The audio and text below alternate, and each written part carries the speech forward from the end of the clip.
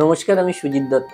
Printing বিজনেসের উপরে আমরা প্রায় ভিডিও করি এবং লোককে বলি যে কিভাবে আপনি একটা নতুন করে ব্যবসা শুরু করবেন। তো শুধু প্রিন্টিং নয়, যে কোনো বিজনেস শুরু করার সময় না অনেক বাধার সম্মুখীন হতে হয়, কিন্তু আমরা যদি দৃঢ় প্রতিজ্ঞ এবং পরিশ্রমের সঙ্গে সেটাকে করতে থাকি তাহলে কিন্তু আমরা সফল হতেই পারি।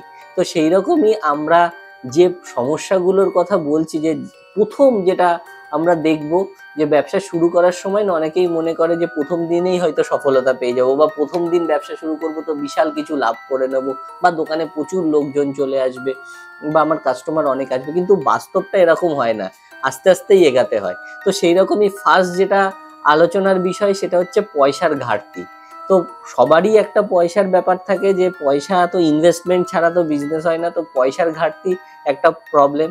সেকেন্ড প্রবলেম হচ্ছে অভিজ্ঞতা। আমরা যে কোনো কাজ যখনই করতে যাই না, আমাদের এক্সপিরিয়েন্সের দরকার হয়, আর সেইটা না থাকলে তো আমরা ব্যবসা করব কি করে, সেটাই একটা বড় প্রশ্ন হয়ে দাঁড়ায়। যে অভিজ্ঞতা না থাকলে আমরা ব্যবসা ভালো করে শুরু করতে পারবো না। এবং থার্ড যেটা থাকে সেটা হচ্ছে কম্পিটিশন। যে কোনো ব্যবসাতে মার্কেটে এখন প্রচুর কম্পিটিশন রয়েছে, সেই কম্পিটিশন থেকে কি করে আমি বেরিয়ে এসে আমার ব্যবসাটাকে দাঁড় করাবো। তো এই তিনটে প্রবলেম যদি আমাদের বেসিক হয়, তাহলে এর সমাধান কি করে আমরা করতে পারি। তো আমরা প্রবলেমগুলো তো জানতেই পারলাম। এরকম প্রবলেম প্রত্যেকের হয়, প্রত্যেকের ব্যবসাতেই। আর যারা শুরু করবে ভাবে তারা তো ভাবতে ভাবতেই এটাকে নিয়ে সমস্যায় পড়ে যায়, যে কি করে কোথা থেকে শুরু করব। তো আমরা এটার জন্য আজকে কি করছি, সমাধানটা না আমরা নেক্সট ভিডিওতে করব। তো আপনারা যারা সত্যিই জানতে চান এবং আপনারা মনে করছেন একটা ছোট্ট করে নতুন করে নিজের ব্যবসা শুরু করবেন, তারা কমেন্টে লিখুন নেক্সট বলে।